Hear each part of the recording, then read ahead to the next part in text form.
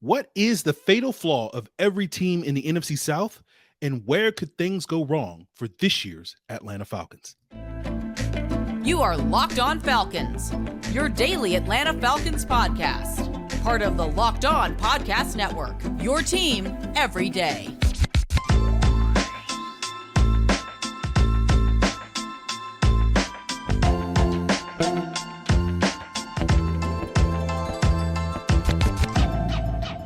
So, guys, you know me. I'm Aaron Freeman, a.k.a. Mr. Drew, a.k.a. Sirius Black, and, of course, the very humble host of this illustrious Locked On Falcons podcast, your daily Atlanta Falcons podcast, part of Locked On Sports Atlanta, your team every day. And we thank each and every one of you that makes this podcast your first listen. And, of course, we give a shout out every day to the everydayers out there. Leave a comment telling us that you're an everydayer, and follow in their footsteps if you're not, by subscribing or following for free on YouTube or wherever you listen to podcasts. So today's episode, we're going to be talking about the rest of the NFC South. We'll talk a little bit about the Falcons to start things off, but today we're going to be not so much negative, at least as I consider it, more skeptical of all the teams in the NFC South, and we'll be somewhat skeptical of the Atlanta Falcons in the interest of fairness. But today we're talking fatal flaws, right? For each team, the thing that could be that maybe they're a little bit too overconfident in, too trusting in that this is going to work out, that could wind up being that team's downfall. No, we're not talking about, hey, they're counting on this, number 2 tight end to have a breakout sort of season. That's not what we're talking about with the fatal flaw. We're talking about like core elements of the team: coaching, quarterback play, offensive line play, offensive identity, defense, pass rush, etc. All those things that are sort of core to team success. And we'll break down for each team where I think, each team is potentially set up to fail this season because they're a little bit overconfident. And we'll start things off talking about the Atlanta Falcons. Today's episode, whether we're talking about the Falcons or other teams, has the potential, let's say, some of this stuff is going to age pretty poorly, potentially. Like 6 months from now, I think that's the fun thing about this upcoming football season, is that we don't really know the answers. We can make educated guesses between now and then.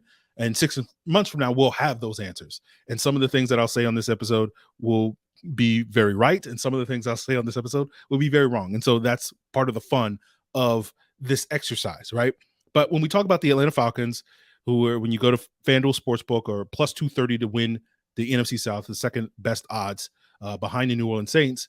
I think if you're wondering what is the Falcons' fatal flaw, if Julian Council of Locked On Panthers, or Ross Jackson of Locked On Saints, or James or David of Locked On Bucks were to do this exercise and talk about the Atlanta Falcons' potential fatal flaw, I think that the thing that jumps immediately to mind is their overconfidence in Desmond Ridder, right?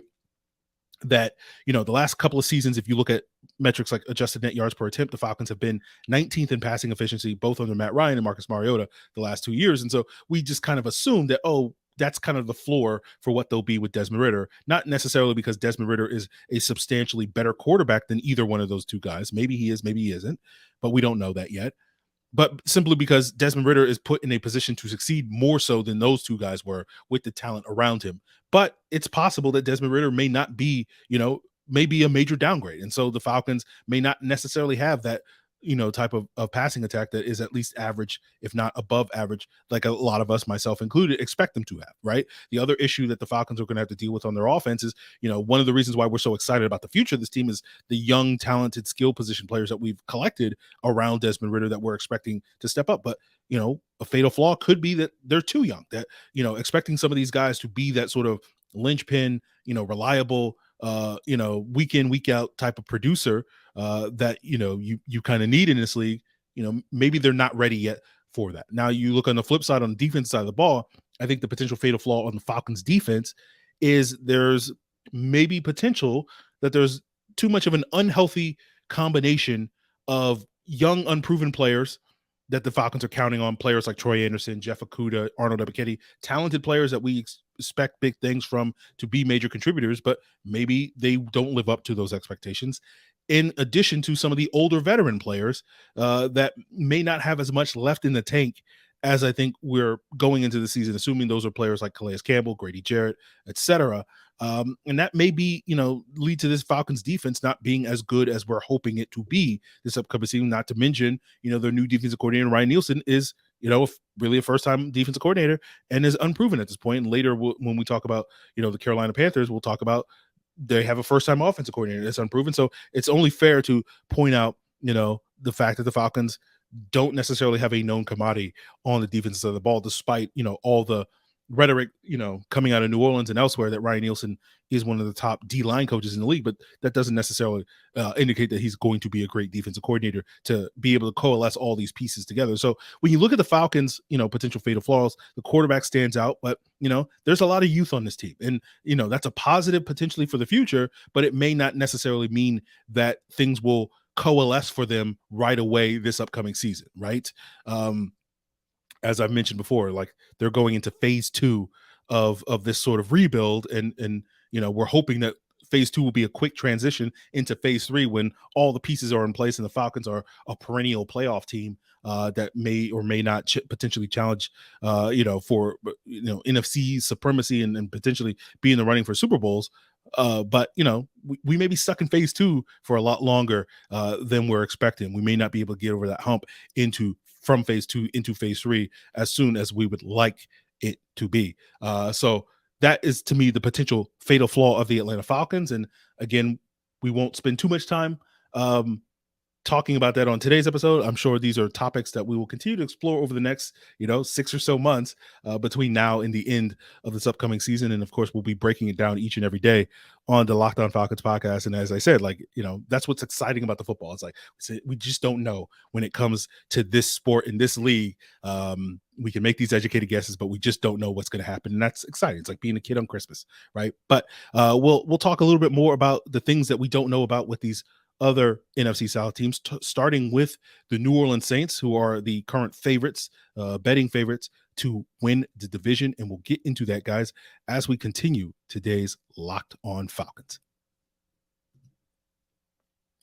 First, I want to tell you guys about FanDuel, America's #1 sportsbook, because baseball season is in full swing and there's no better place to get in on the action than FanDuel. And new customers get a no sweat first bet up to $1,000. That's $1,000 back in bonus bets if your first bet doesn't win. And whether you want to use that no sweat first bet on baseball, you want to use it on the upcoming NBA draft, right? You want to see who's going to go in the lottery, who the Hawks are going to pick, right? You want to bet in this upcoming NFL season, the Atlanta Falcons winning the NFC South, any of these teams winning the NFC South, Bijan Robinson offensive rookie of the year. You can bet it all at America's #1 sportsbook. So visit FanDuel.com/lockedon and you'll get your no sweat first bet up to $1,000. Again, that's FanDuel.com/lockedon.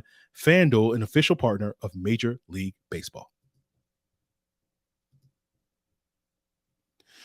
So as we continue today's episode talking about the fatal flaws of the other NFC South teams after talking about the Atlanta Falcons, let's talk about the New Orleans Saints, right? Again, plus 135, the favorites currently at FanDuel Sportsbook to win the NFC South. And, I would they would be the team if you're asking me, and usually on this podcast, we say, don't to put much stock in Aaron Freeman betting advice, because it's usually do the opposite and you'll win money. But I'm hoping that, now that we're linked up with FanDuel, I can turn a new corner and all of a sudden my betting advice will actually be better moving forward, but we'll see. But the Saints would be the team I would be least likely to bet on to win the division. Right. And I think, to me, the Saints have a lot of potential flaws for them. Right. They're counting on Derek Carr being a major upgrade at the quarterback position. But historically speaking, Derek Carr kind of has the same issue that Matt Ryan had, where with the first year under a new play caller, tended to not necessarily get the best version of him. And subsequent years, he got better. And so with that being the case here under Pete Carmichael in New Orleans, I do think the expectation that Derek Carr is going to come in right away and be this difference maker for the Saints is maybe a little bit overrated. I'm certainly skeptical of that. Not to mention, I'm very skeptical of Pete Carmichael. Like, is Pete Carmichael good? Like, I haven't heard or seen or anything to suggest that Pete Carmichael is actually good at his job, right? Not to say he's like the worst play caller in the NFL, but all I hear and see from Pete Carmichael is just people complaining about how vanilla and predictable and basically he's like a poor man's Dirk Cutter, in terms of what he's bringing to the table, from a play calling standpoint. And then you couple that with some of the question marks the Saints have at the offense. Alvin Kamara, potential suspension. He hasn't been suspended yet, but the Saints have prepared this offseason as if he was, signing Jamal Williams, drafting Kendre Miller, right? He's potentially going to miss a third of the season, up to 6 games. Michael Thomas is supposed to be back. Is that something to get excited about? My man hasn't played, meaningful football in 3 years. So I'll believe Michael Thomas's return when I see it. And then you couple that with the potential that I think the Saints probably have the worst offensive line this upcoming season that they've probably had in over a decade in New Orleans. That it just, to me, is not a great combination that suddenly this Saints offense is going to get back to the ways of what it used to be, which is one of the top offenses in the league.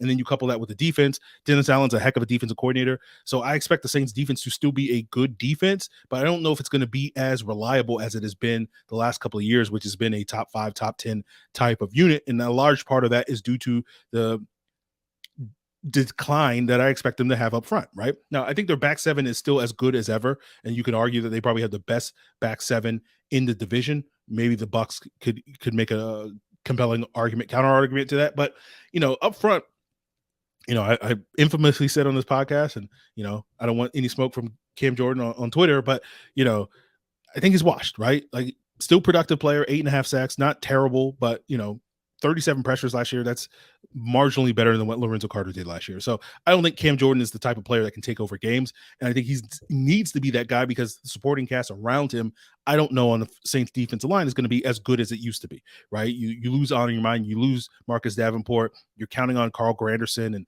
Peyton Turner and Isaiah Foskey and Brian Bresee and Nathan Shepard and Colin Saunders to all kind of step up and fill those guys' shoes.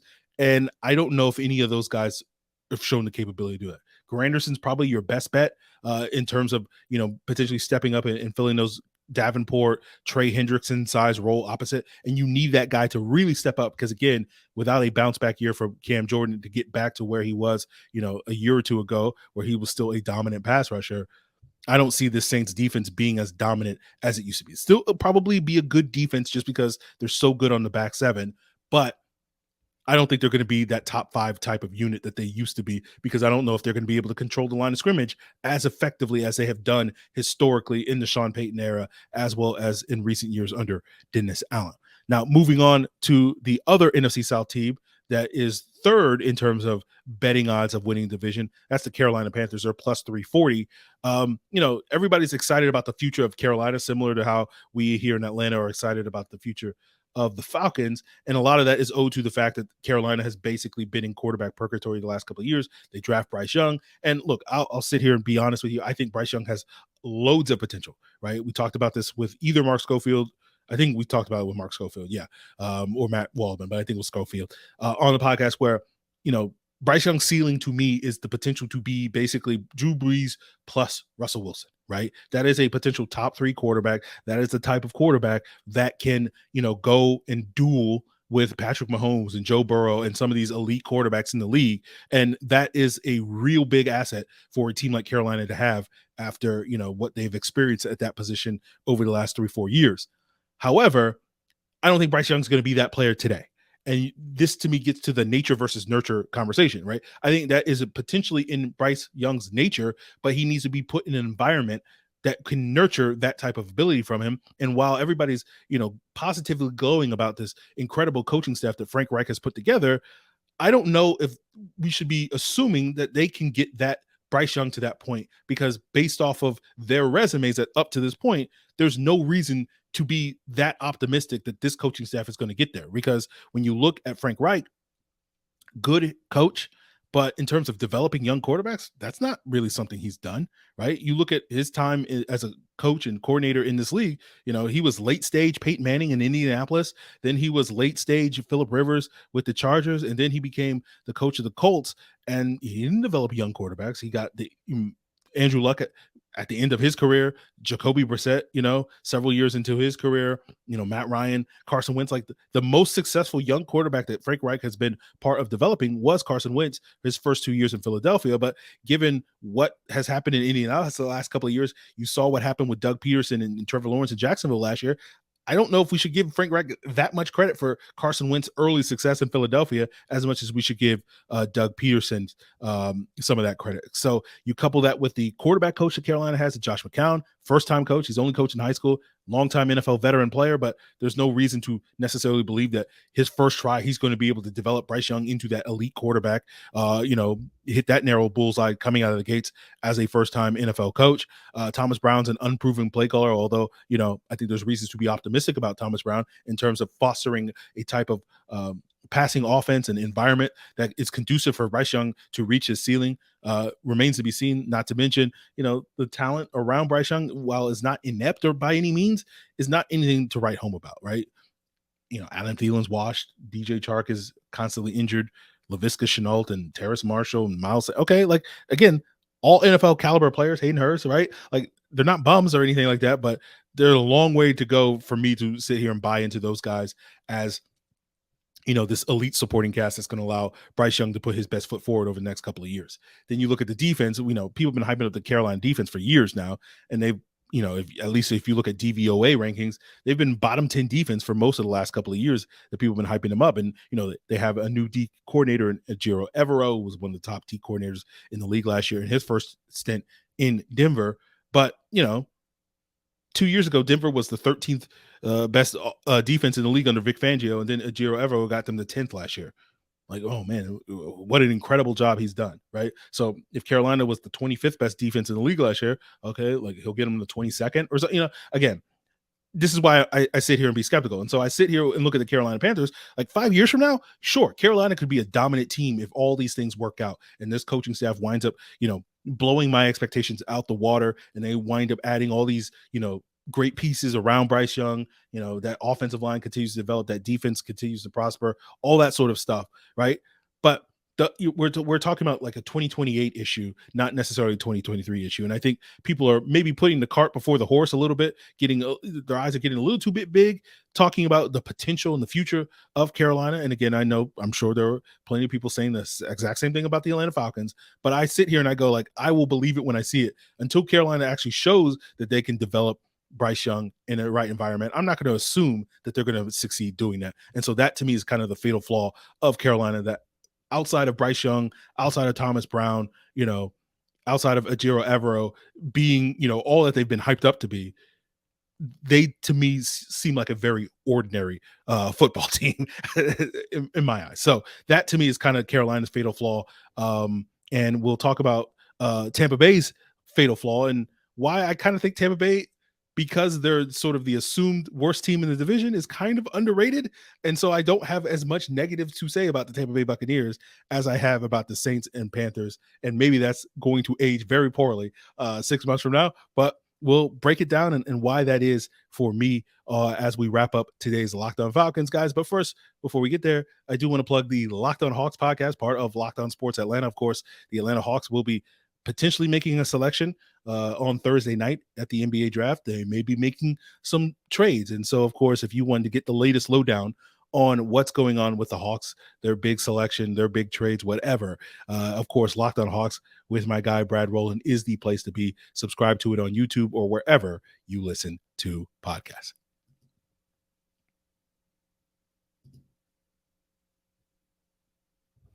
So wrapping up today's episode, guys, I want to give another shout out to my everydayers. Make sure you follow in their footsteps by subscribing or following for free on YouTube or wherever you listen to podcasts. So we're wrapping up today's episode talking about the Tampa Bay Buccaneers, right? And their fatal flaws. Right. And I don't have as much to say about the Tampa Bay Buccaneers in terms of their fatal flaw, because I think their fatal flaw is pretty obvious, right? Their question mark is about what is their offensive identity, right? They go from Tom Brady to probably Baker Mayfield. I'm not going to buy any stock in Kyle Trask being their starter this year, although, again, maybe we'll see. But, and I think that's a big drop off, right? Because you had an offense that led the league in dropbacks last year. They dropped back to throw the ball 773 times last year, which is on average about 45 times a game under Tom Brady. And it made sense with Tom Brady, with that receiver core, to throw the ball as much as they did last year. That was where their bread was buttered from an offensive identity standpoint. But with Baker Mayfield, I have a hard time believing, or Kyle Trask, that they're going to throw the ball 45 times a game. That's going to be much closer to 30 or 25 times a game. And when you look at the need for them to be balanced this year, I don't see the type of running game that I think can sort of pick up that type of slack, right? Rashad White is expected to be the starter. They picked up Chase Edmonds this offseason. Keshawn Vaughn has been sort of hanging around the last couple of years, and that's not a bad committee of running backs to have, but I don't know if any one of those guys is going to emerge as kind of the lead dog that you kind of need if you're going to suddenly start running the ball, 15 to 20 more times this year than you have in previous years. Now, I think the thing that Tampa Bay has going for it, and why I think they're kind of slightly underrated relative to the other teams in this division, is that outside of that conversation, the quarterback, which is a big conversation, and do they have enough of a running game to sort of compensate for the drop in quarterback play that they're likely to get this year? They're basically the same team that they were last year. They still have the most talented group of receivers. They still have, one of the better offensive lines in the division, assuming that they're healthy, if Ryan Jensen comes back healthy and whatnot. And they basically retained all their key pieces on defense, getting guys like Jamel Dean and Levante David back, right? The biggest loss that they suffered on defense was Logan Ryan and Mike Edwards, so I still feel like Tampa Bay, from a non-quarterback talent standpoint in terms of supporting cast, probably has the most potential of any of the teams in the NFC South, have put their quarterback in the most success. But obviously it's still Baker Mayfield. We haven't really seen him prove it at this level. So for that reason, Tampa Bay being plus 600 to win division, again, this may be the take that ages poorly. Like, hey, Tampa Bay, don't sleep on them. And then they go 3-14 this year, and they're, picking Caleb Williams or Drake May at the top of next year's draft. So I will not say that is out of the realm of possibilities, but in order for that to happen, is basically Kyle Trask has to be the starter for most of the season and be terrible, which is a possibility, right? Certainly a possibility. But I just sit here and I go, like, I don't think Tampa Bay is nearly as bad relative to the other teams in the division as people make them out to be, right? That, their odds of winning division are, almost triple what the Falcons are and almost double what the Panthers are. I don't know if the gap between them and whoever you think is the third best team in the division is as big as that seems to indicate. But again, FanDuel is going to FanDuel. And so, it's up to the bookmakers to make it compelling to bet. So, if I'm being honest, like if in addition to my Falcons bet on winning the division at plus 230, I might throw $15 on the Bucks at plus 600, win a couple of pizzas, in January for Super Bowl night, right? That'll be nice for the, go into Super Bowl investment. And I'm not saying the Bucks are going to go to Super Bowl. I'm just saying, like, winning division, 9-8 might be able to do it. And that's all I'm saying. So, like, the Bucks have a fatal flaw. Don't get me wrong. They absolutely have a major fatal flaw. But I kind of think they're kind of being slept on, because people is basically like, okay, like if once you get past the quarterback, once you get past the running back position, I don't know if there's a whole lot to dislike about this Bucks team. That's all I'm saying. I know, again, this is going to get clipped and thrown in my face 6 months from now when they're 3-14, but that's all I'm saying. So those are all the fatal flaws of this division. We'll see who winds up emerging as victorious in this division. I obviously have a vested interest in the Falcons being that team. My biases are, again, today's episode is not, hey, Aaron is an unbiased spectator that has this completely objective opinion about all 4 teams in the NFC South. No, of course I am very biased. And of course, this is all very subjective. And as I said earlier, we'll find out how right and wrong I am about some of these things, over the next 6 months. And that's what's exciting to find out about. But, I still sit here and think the Falcons, are the team to beat in an NFC South.